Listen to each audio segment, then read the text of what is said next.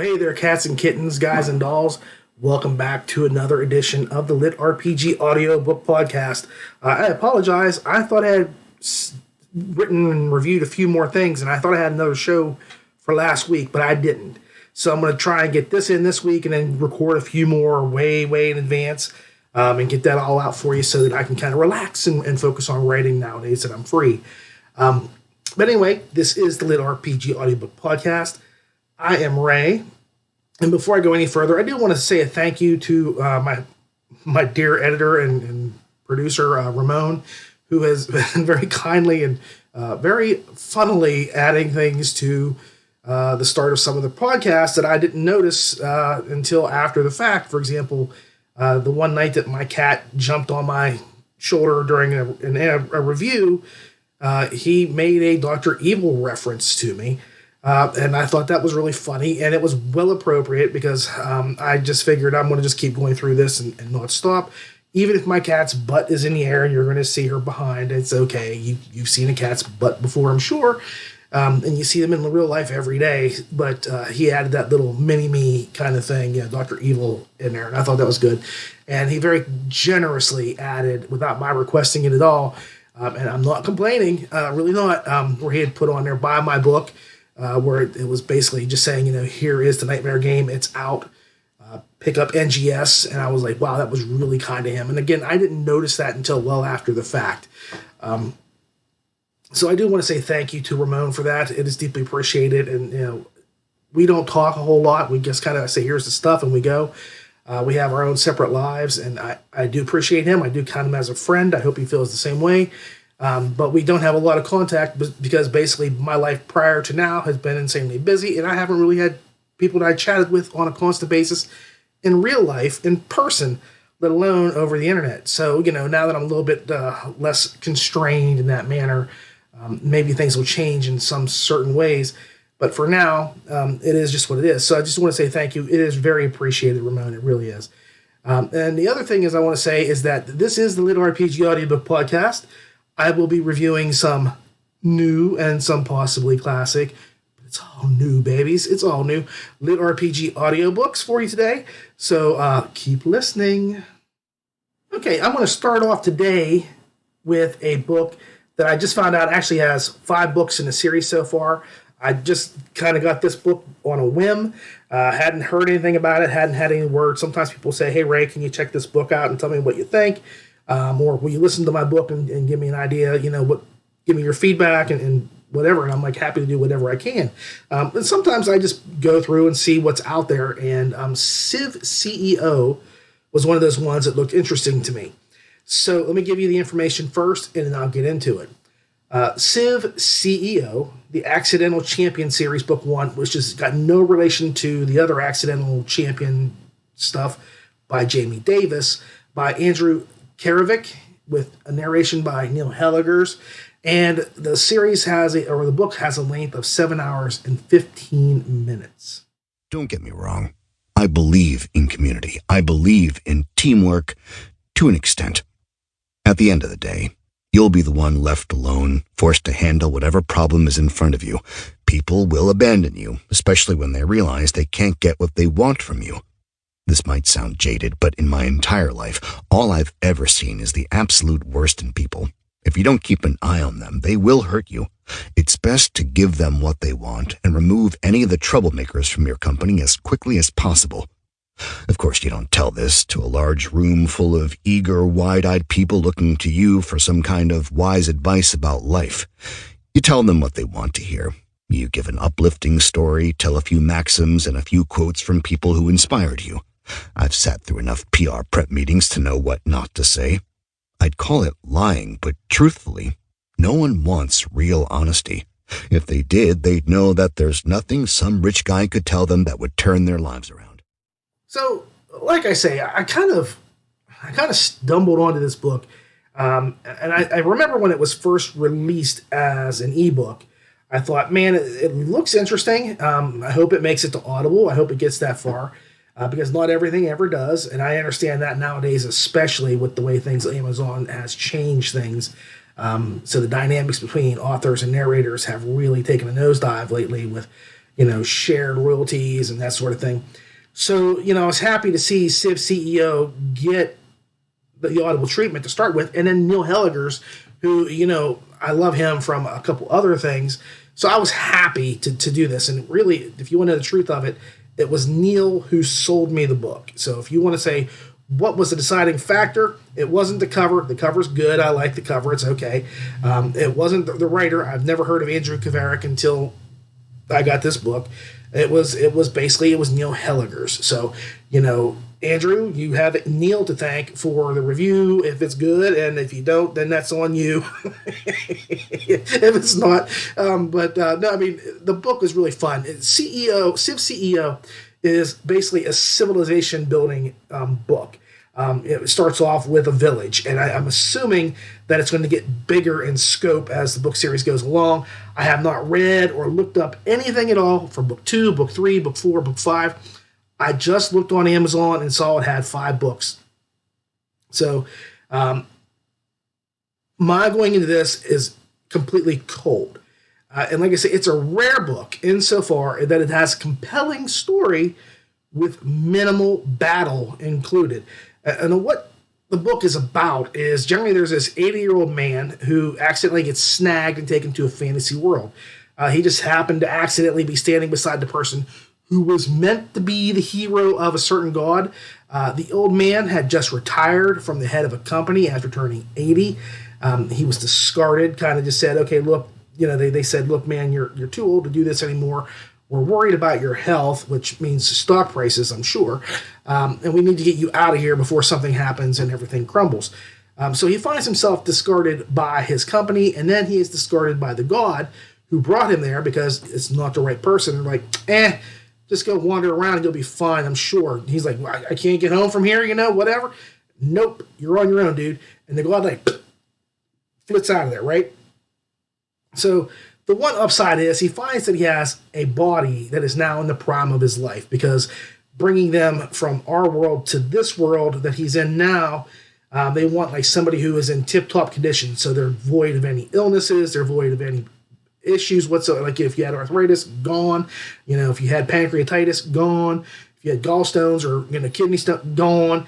You're good. Okay, so now he's no longer 80. He's in maybe his late 20s, very early 30s, very physically fit. He's very happy, and he finds out later that he doesn't age anymore either. So he basically ends up going to the village that he was supposed to be the champion of if he had been the right person. And the god was like, well, I'll be back in about 300 years with the, whatever. So the village is like, why don't you step in and do this, because I can't do it. We're not doing it right. We're still at level 1 for the last, 100 years or whatever. Get us built up. And he's like, okay. So he takes this job because, of course, he's missing his old work. And it becomes his responsibility to grow and increase the village, make it prosperous, and protect it from outside forces, just like you would. And it really reminded me a lot of the original World of Warcraft games, where you would have so many of the people, whether it was orcs, elves, or humans, and they'd be standing around going, what do you want me to do? And you click the guy, and he'd go, okay, you go get wood, you go get mine, you go mine, you build this, you do this. So you have people going out and doing things and expanding territories, but by exploring and that sort of thing, and until you met up with another group, and then you had to fight them. Well, here it's not quite exactly like that, but it's pretty close. It's pretty close. The fighting is not necessarily there, okay? But that said, the book is going to really sound kind of dull when I tell you it's a lot of economic lessons and focuses mainly on the town building. And that's it. That's it. In fact, there are really a few other things you normally get in a book. They're not there. Like, where's the love interest or the main bad guy or the protagonist? There is no main villain in this book whatsoever. So if you're thinking, okay, there's going to be one evil dude that's out to destroy that cat, forget it. It is not there at all. The opposition here is a group of tradesmen, that's what they're called anyway, who have a stranglehold over who can buy and sell, what they decide to pay for the goods, how much they get paid for it. And that's it. Really, it's just this rival company who's a monopoly, so to speak. And it's up to Charles Morris, the protag, to kind of break that stranglehold over everybody. They've got like, not non-disclosure, but non-compete contracts. So like if you buy from them, you can't buy from anybody else. And if you do, then you can't buy from them ever again. And then they end up crushing the other person, and then you're stuck to starve for the rest of eternity.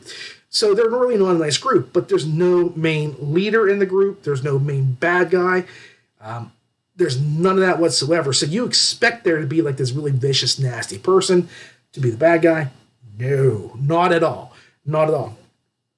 Here's the deal.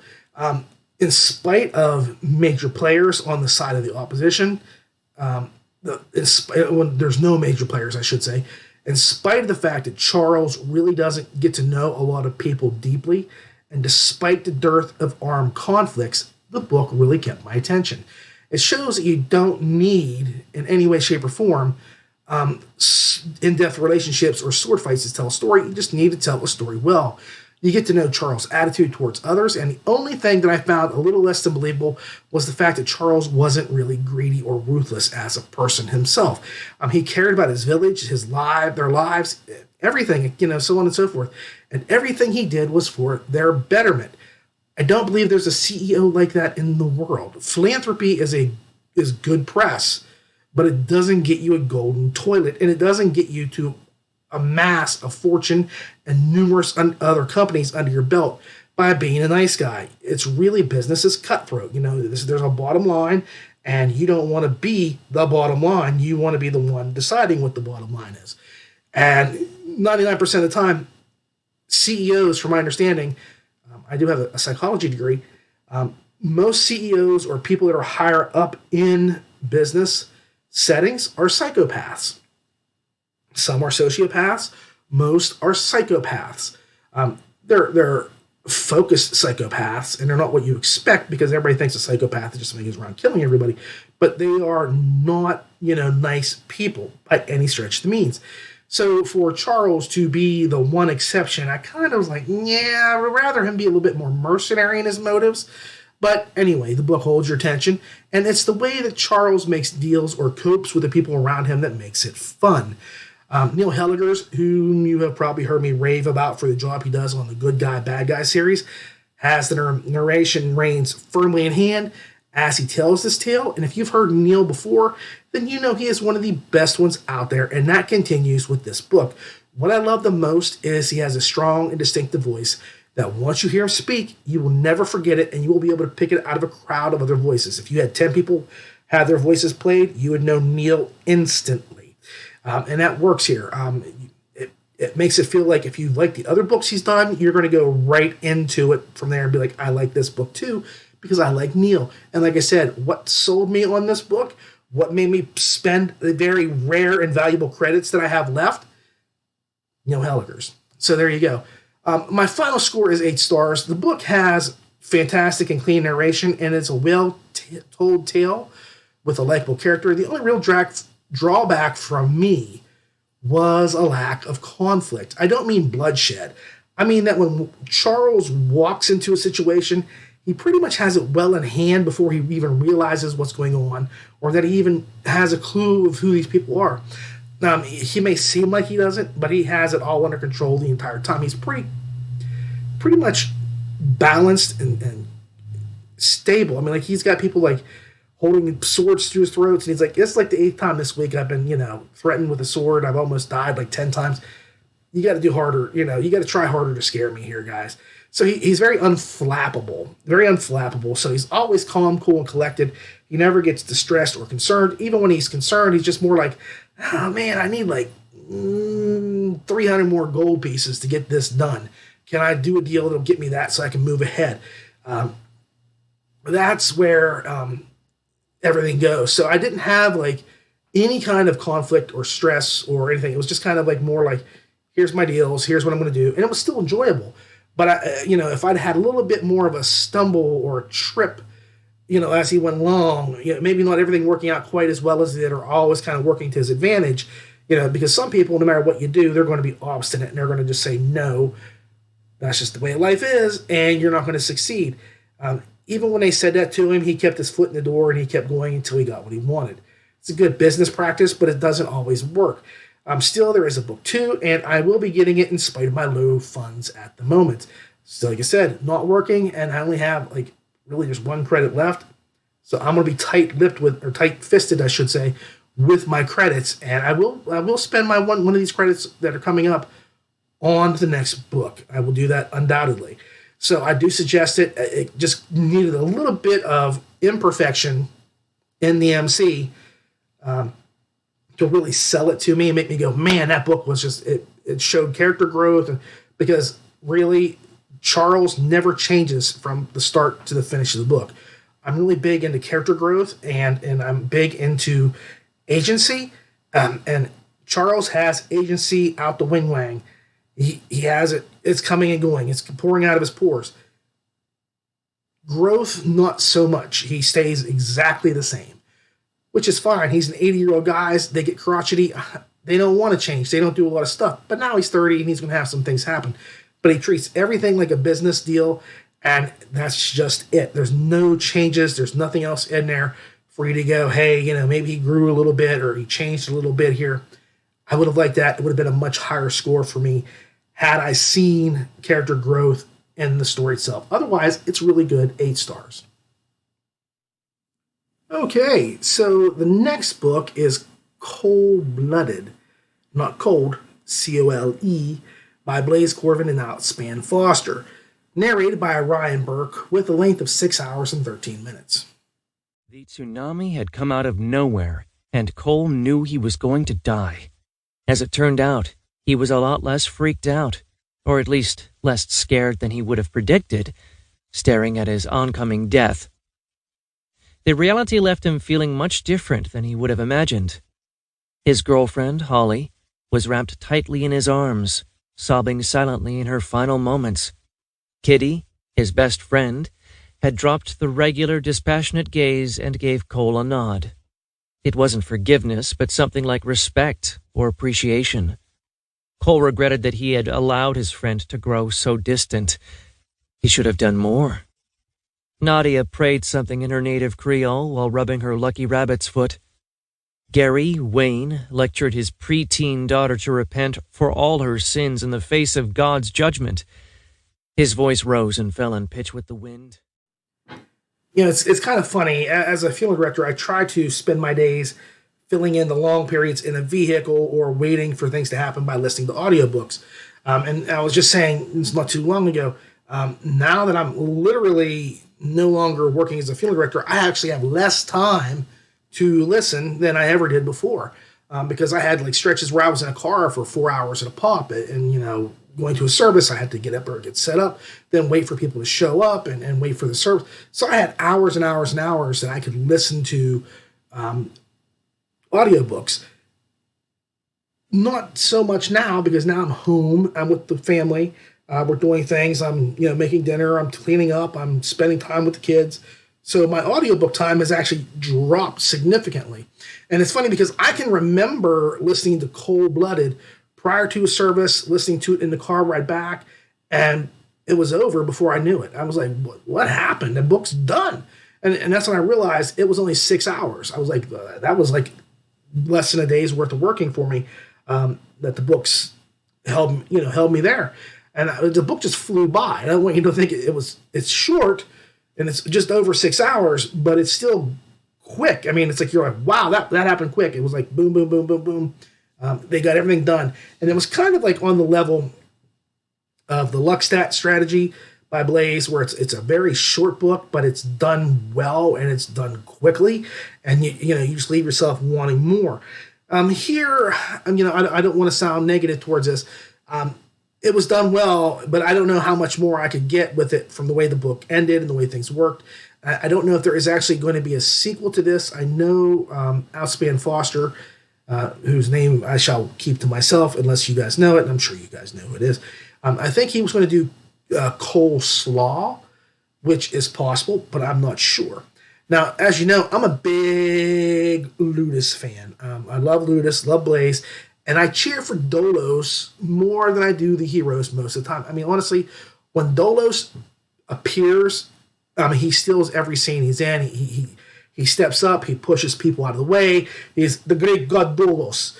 And you really just got to say, my God, this is one of the greatest characters of all time, because he's so arrogant, so full of himself, but he's so powerful, and he's also got a little hint of mercy or kindness.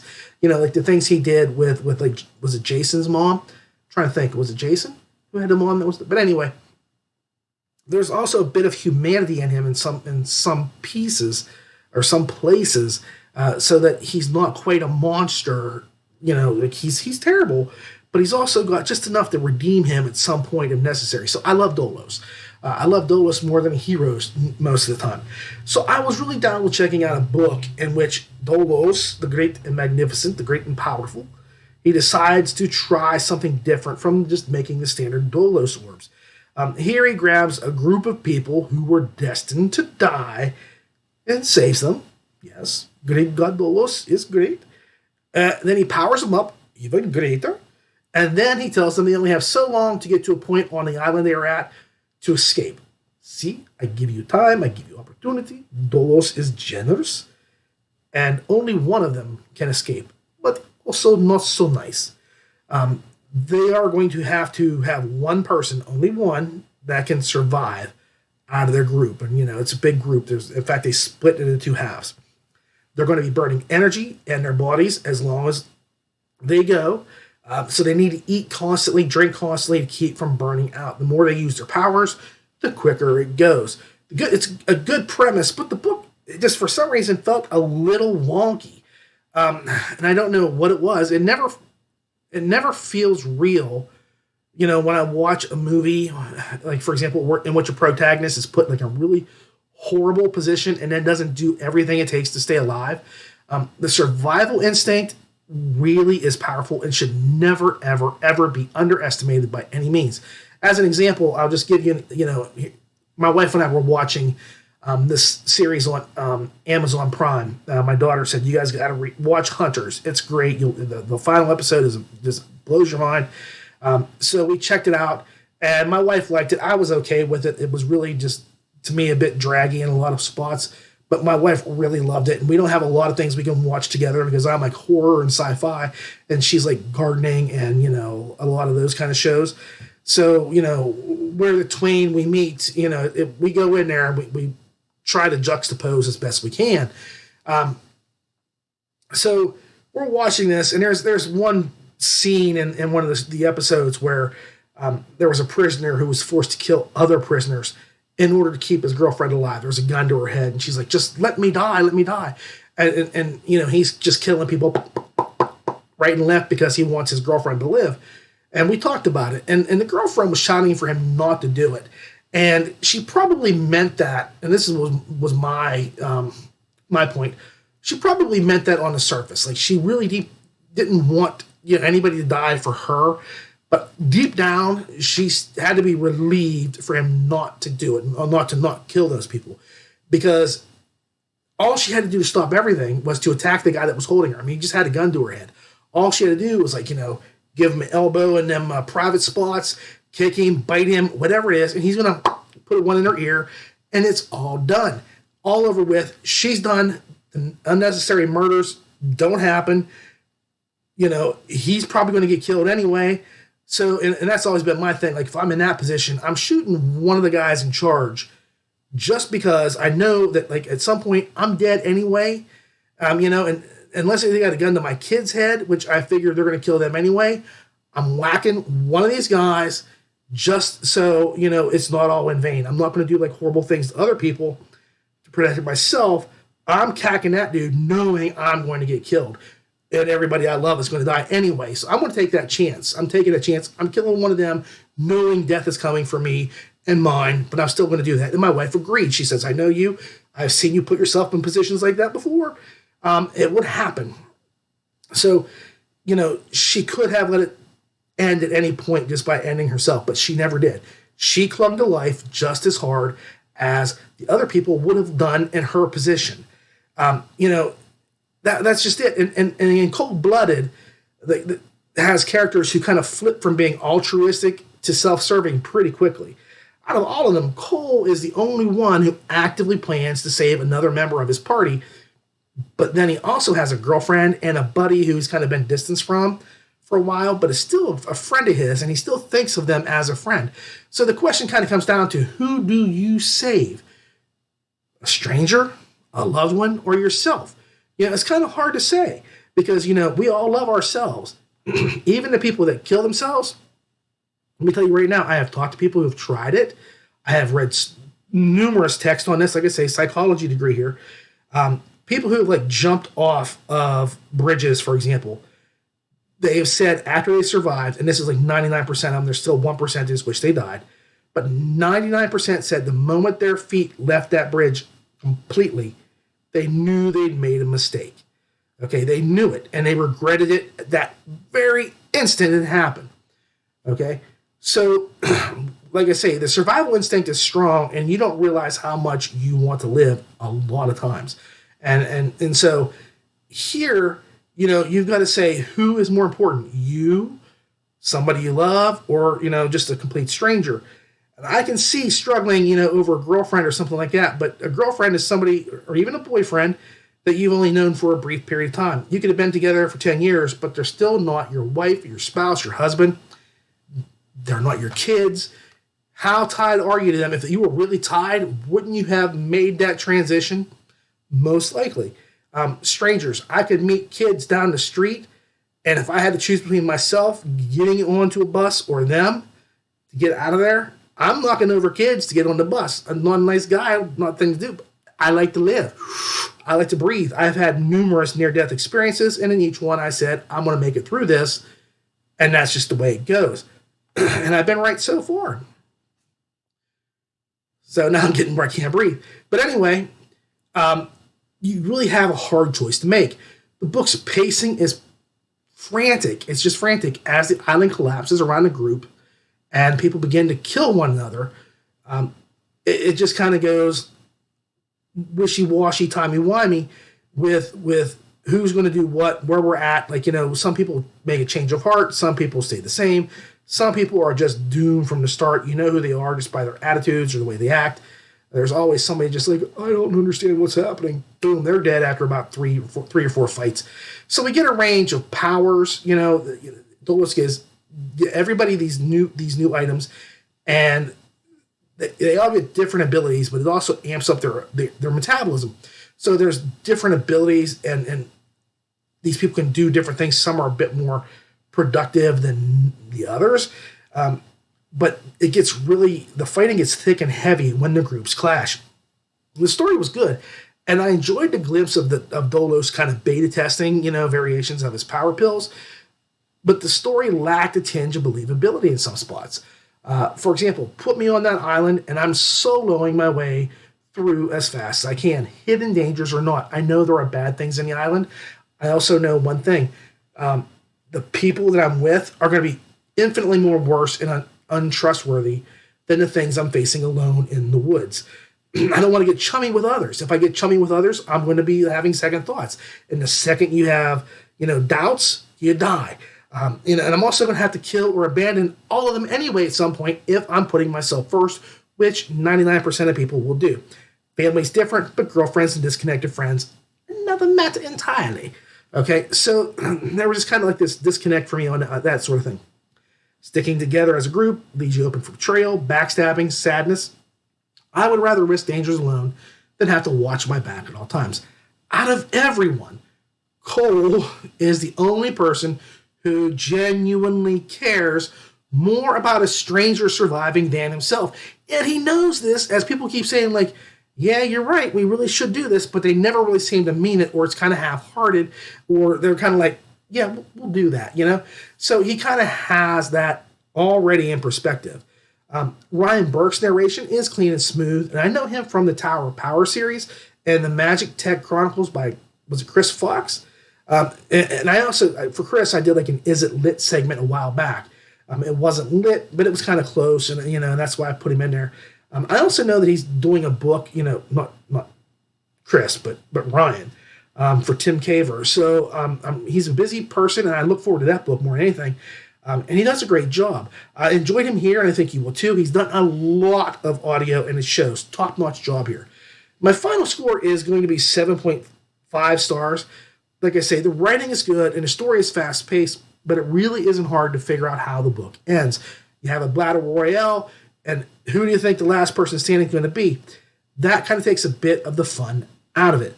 I would have liked to have seen this book written, if you really want to know the truth, how they could have improved this from two people's perspectives, one on one side and one on the other. Cole and his former best friend, you see it from both their perspectives, both their eyes, and you don't know which one is the real hero or the protagonist. Are they both the protagonist? You would have felt more for each of them and gotten more questions in your head as to who was going to make it by splitting it up into two perspectives, so that you really had no idea who the MC was. And if it had a different title, just like Battle Royale or Countdown to Death or Dolos Dooms Everyone, that would have helped to kind of hide the expectations. I mean, when you call the book Cold Blooded, you know who the MC is, and you kind of know where it's going to end, right? So as it was, I was just kind of ticking, characters off until we got to the end of the book. Like I say, it's not a shock, it's not a surprise. You do feel for the people at some points, but again, it was just going to be one of those things where you knew if there was 10 people, none of them were going to die. You just knew that was going to happen. Now, you might have a bit of a shock at the end on how things work out in one way. And I don't want to give anything away, so I won't go into it too deeply. But you see my point, right? I think if you had two different people and you had more questions, like change the POV to 2 and then change the title. And as much as Cold-Blooded is pretty cool, it leads you to know where things are going to happen. So, like I say, change the title and give me 2 POVs. This book would have been really great because you wouldn't have known, where you stood as the story progressed. And that's kind of what I needed from this book, and it just wasn't there. So it was good. It was well written. It was exciting. It was gruesome. But it wasn't like, bam, I blew up on this. So it's 7.5 stars. All right, so the final book of the day is The Forgotten Faithful, which is a part of the UnderVerse series. This is book 2 by Jez, and I'm sorry if I can't say this, Jez Callejo. It's narrated by Wayne Mitchell and has a book length of 21 hours and 5 minutes. It was dangerous for a prisoner with no hope of escape. It came at just too high a cost. "What is this filth?" a voice called out, carrying over the screech of seabirds and the grunts and shouts of men working. "No recruits, sir!" came a shout inches away from Thomas, making him jump in panic, his heart racing. "Worthless!" the first voice snarled, and the sound of steel-shod boots smashing into the cobbles moved closer. "What the hell happened here?" the voice of authority demanded, coming to a stop somewhere to the right. "Fell out of the wagon, sir," came Boris's voice, and Thomas flinched instinctively. "Then you're even more of a fool than I thought, jailer. You're responsible for this scum. Don't think I didn't see who got the recruitment bonus for them, yet still you're trying to hand them over damaged?" Wow, so, seriously, I'm back to this world already. I know I just did a review for the first book a month ago, but he had this other book come out, and I enjoyed the first book so much. I said, I've got to get into this. I know I've got about 1 million other books that I'm behind on, and they all deserve to have their spotlights, but I really wanted to talk about this one for a reason. I enjoy the world that Jez created in book 1, and I was really glad to see it grow into a book 2 and 3 and so forth. I will say that the fight scenes are graphic, and the Naginata stuff is intense, and it's written the way it would be with the appropriate amount of blood and gore. There is some sexual undertones, overtones, overtures. I don't know. That some people, I think, I know I've read other people saying how it's kind of creepy or rapey or strange, and I don't think of it like that at all. I think it's just two people who really are attracted to each other, and they are having a hard time expressing things. Jax is just a bit more slow because he's been burned in the past, and he doesn't want to repeat that. So, it's just the way it is. There are some people I know who will throw themselves at another person because they want that person so badly, and that's just where it kind of comes from. Jax has said no, no, no, but he's not saying no. He's just kind of like, give me a little bit of space and things like that. But he also, if you read the book, kind of instigates things too, because they feed off of each other. It's the little sprite. They're connected, so they feel each other's emotions. And so, of course, if he's like, "Hey, I'm liking the way she looks right now," she's gonna be like, "Oh, he's feeling it, and I'm feeling it too now." And so, of course, they're gonna just start feeding off of each other. So it's not that there's not an attraction here. It's not rapey by any means. I know somebody said that, and I was like, that's really not the case. So let's just move on from that altogether. Once more, I will say that I love the character of Jax and his crew. I think that the one thing that Jez does is he writes really well detailed characters. I think that he brings them to life very, really, he just does a good job. That said, there were a couple of things I feel need addressing. Now, in the first, there was just one or two points where the narration repeated itself. It said something and then repeated it again verbatim. And I don't know if that was a recording error or if literally, because I don't get the books to read the books. Like sometimes there's an editing error where like this is here and then it's like repeated, because I know I have stuff written where like I will have literally written a sentence and then it gets disintegrated somehow and I won't notice it. And then going back through it, you're like, where did that part go? And I don't know if it gets moved, jumped, bounced, deleted, but something happened that I didn't intend to do. And I think sometimes that happens.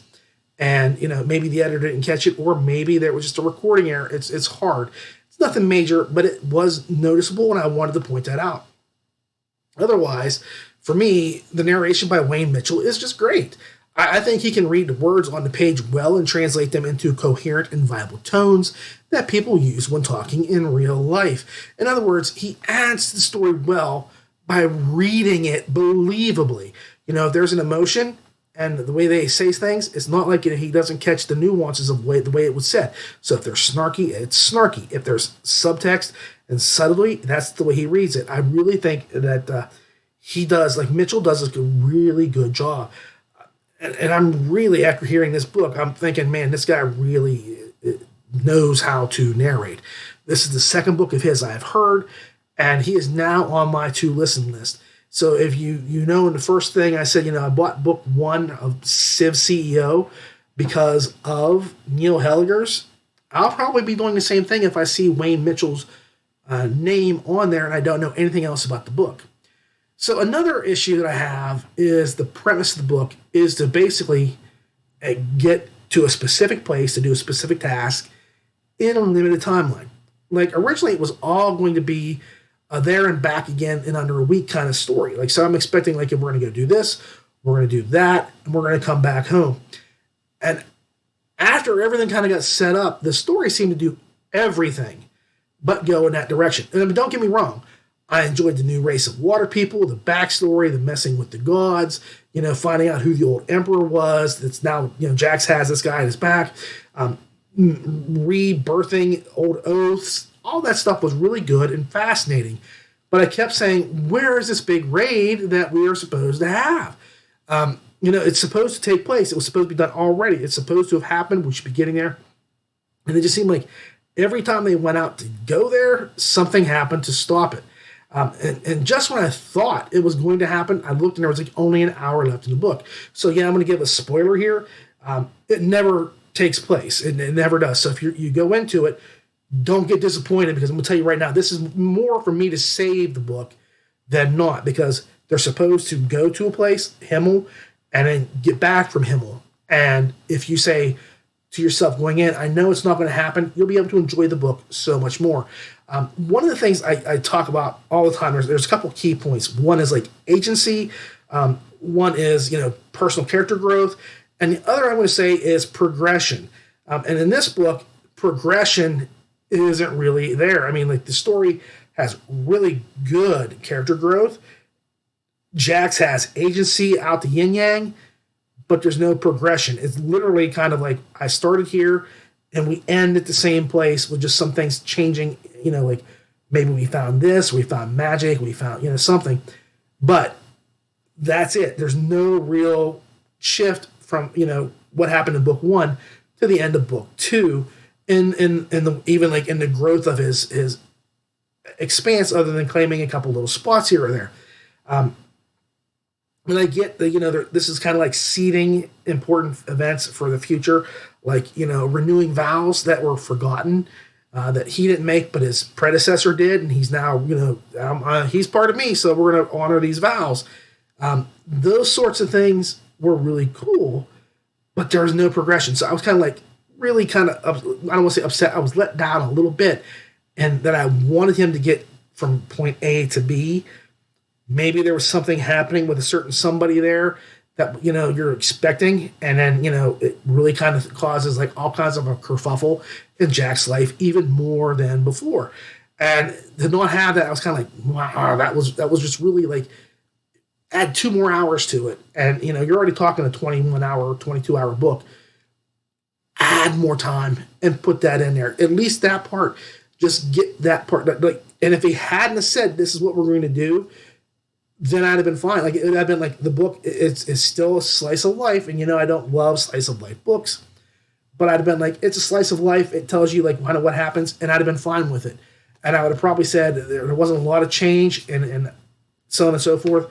But at least I didn't have that.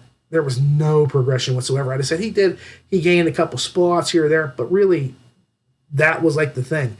Take that out or add to it, and it would have been perfect. So like I say, I enjoyed the book.